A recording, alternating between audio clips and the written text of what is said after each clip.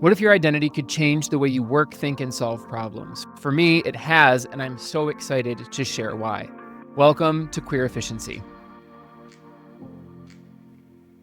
Hey everyone, I'm Anthony, and today I want to share what I think is a pretty big idea that queer identities and efficiency are kind of linked. And by kind of, I mean really quite linked. So let's take a look at those words for a second. The word queer is about breaking away from norms and questioning expectations. Efficiency is all about getting results with the least effort and the fewest resources. It's about challenging a way of doing something to make it better or faster, less resource intensive. To me, those two ideas really are intertwined because being queer itself is about questioning structures, and being efficient is also about questioning structures. Both of these things require creativity, courage, and a willingness, this is the big thing, a willingness to do things differently. I've come to realize that my queer identity and my love for optimizing and problem solving run so deeply because they come from exactly the same place. I started QueerEfficiency because I love looking at tiny problems as tiny opportunities to find tiny solutions. From Notion to 3D printing to home automation and fitness, I constantly am looking for little ways to tweak or improve things so my life can be just a little bit easier. There are two huge benefits to living this way. Number one is that those tiny improvements slowly add up, and eventually the sum of all of those optimizations cuts a massive amount of wasted time and energy out of your life. And number two, you never know what doors those tiny solutions will open.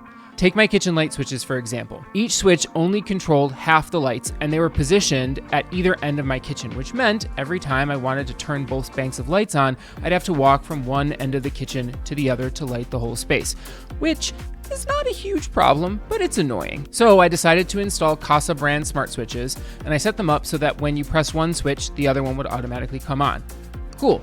But as I was researching that, I inadvertently stumbled onto a platform called Home Assistant. And while I didn't buy it then, it gave me just enough of an insight that later when I was looking to solve another problem, Home Assistant popped up in the back of my mind. Cut to today, a couple of years later, I use Home Assistant throughout my entire life. And I have set up really powerful home automations that do everything from control my garage when I arrive at home to unlock my front door for me, to monitor my cat's litter boxes.